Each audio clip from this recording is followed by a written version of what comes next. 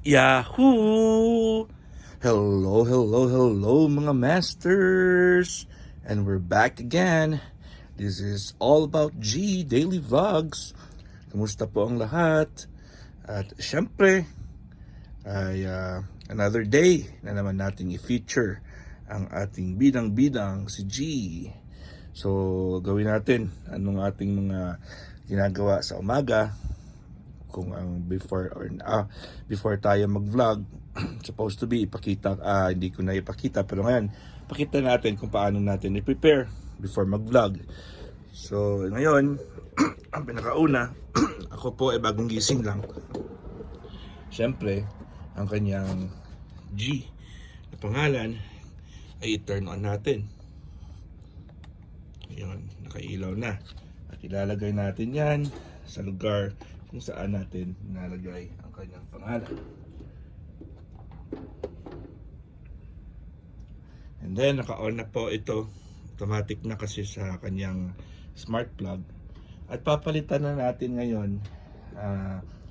kasi wala na pagkain. Kinuha ko na yung lalagyanan ng pagkain niya. Ano ba yung ginagawa ko? Ano ba yung combination ng pagkain ni G? Siyempre, kumuha na, ito na yung kanyang lalagyanan. May konting tubig yan. If you can see, may konting tubig. At yung tubig na yan ay, ito natin ilalagay. Siyempre ito, di ba? Lagay ko na muna dito para makita nyo kung ano yung component ng kanyang pagkain ng ating G. So, dali ito po. Ito yung kanyang lalagyanan ng kanyang pagkain. So, lalagyan natin yan ng mayroon na yung kuting tubig. Mamaya pag kulang yan, dagdagan lang natin yan. So, inalagyan ko yan ng Ocean Minerals. 10 drops yan. 1, 2, 3, 4, 5, 6, 7, 8, 9, 10. Pwede naman 15. Depende. Wala naman problema yan. And then, syempre, yung ating feeds. Yung feeds ni G.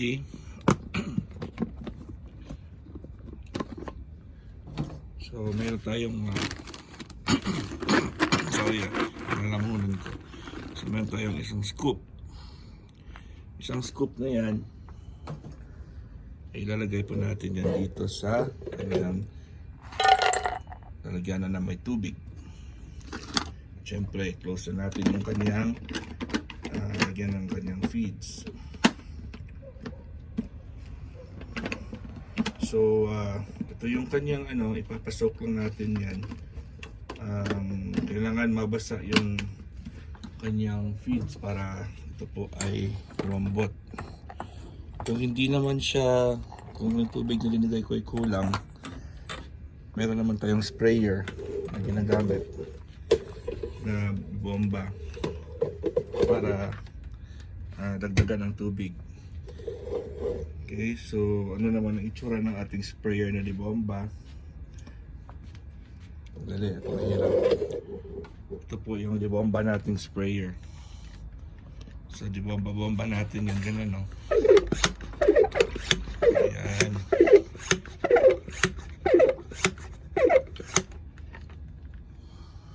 At ito yung nozzle niya ay i-spray natin yan.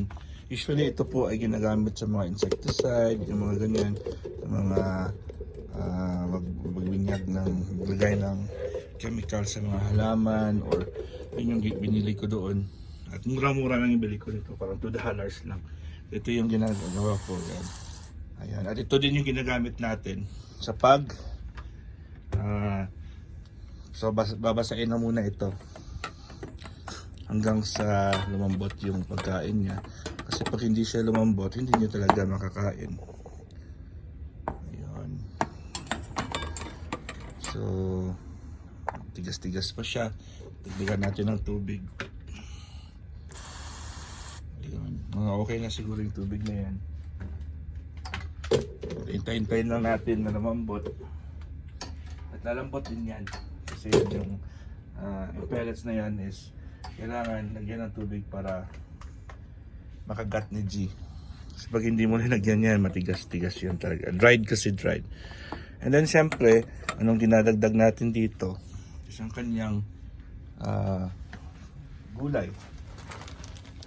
So meron pa tayong spring mix na dinagay ko na sa ziplock. Yung kanyang gulay po, ito yung gulay ni G.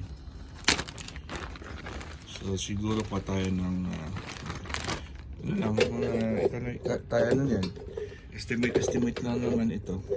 Wala naman tayong proper serving. Yung importante lang na mapuno or good for the whole day or good for half day po yung kanyang pagkain. Kasi mamayang gapon, pag umuwi po ako, kasi wala naman akong work ngayon, pag umuwi ako ng hapon, ay meron na siyang, pwede pa siyang dagdagan ulit. So ito po, ina-crumple ko lang, pinupunit ko lang kasi yung iba malalaki. Ayun po. So yung spring mix po na herb na kanyang pagkain ay mix klaya ng iba't ibang mga gulay. Meron na yan mga specific. At yung mga gulay na yun, nakalimutan ko na kung ano. Basta yun yung ano, yung pwede. Ina-check naman natin kung ano yung hindi pwede sa kanya. At hindi ko, pag nandoon yan sa combination na hindi natin binibili yan. Alright, so ano na, yung kanyang feeds po ay, malambot na. So time na po para ilagay natin yan. Ito, naghihintay na si G natin, no? Naghihintay na si G. So ilalagay na natin yan dito sa ating lagyan na ng kanyang pagkain. At ano lang, mabilis lang naman ilagay ito kasi strap on lang siya. Kung nakakita na kayo ng, alam niyo naman siguro kung ano yung tinatawag na strap on, diba? Strap on ay nagkiklik lang yan. So ito po siya, yung pagkain ni G. Ay make sure ko lang na ang kanyang ang solid niya, yung mga pellets niya ay nasa gitna sa dulo. Kasi pag hindi ay inaapakan niya, pumapasok kasi yung paa niya sa kanyang pagkainan, kinakainan niya. So ito po siya, yung kanyang feeds ay nasa gilid, ito po sa harapan lang. So ito lang gagawin natin, meron niyang clip, so ilalagay lang yung kanya, no? Yan. And then kukunin natin to yung tubigan niya kasi malamig na, kahapon pa to.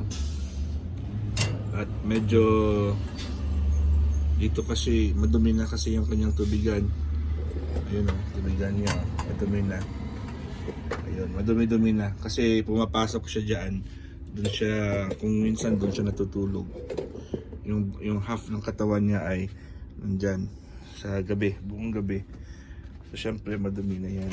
So, papalitan natin yan mamaya. Lalagyan natin ng tubig yan mamaya. Alright, so yan na si G. And then mainit na yung tubig sa baba niya. Napalitan na natin yan kanina pa, yung kanyang swimming pool. Ayan, mainit na yan. At wala mo ng tubig si G. So yung gagawin natin is mag-spray tayo gamit yung ating binomba kanina para medyo humid na naman, basa-basa na naman yung kanyang lugar. So mamaya din ay idadagdagan natin ng tubig yan, pero hindi na siguro natin ipakita kasi yung ating vlog ay limited lang po. Ating premiere is limited lang po. At syempre maraming salamat ulit sa inyong love and support, Master Worm. At yung binomba natin kanina, ito na naman siya, ay basahin natin yung kanyang maliban sa kanyang humidifier. Hindi kaya ng humidifier basahin ito, ay binabasa natin ito yung kanyang artificial grass niya para mag-humidify yung kanyang buong lugar. Kasi gusto kasi ng mga iguana is humid at medyo warm. At ang panahon ngayon dito sa amin ay total opposite. Kasi dito sa El Paso ay always dry. So wala tayo ditong, hindi tayo napapaligiran ng body of water. Wala dito sa amin. Malapit na Batis, mga sige, Englishin ko na lang. River, stream, ocean, waterfalls, wala tayong mga ganyan dito. So, hindi tayo pinagpala ng humidity. So, very dry po dito. And then, of course, ngayon, winter na rin. So, medyo lumalamig na. So, total opposite ng needs ng ating G. So, kailangan nating i-maintain ang kanyang temperature with the help of this humidifier, and of course nag-spray tayo dyan, and then of course ang kanyang heating system,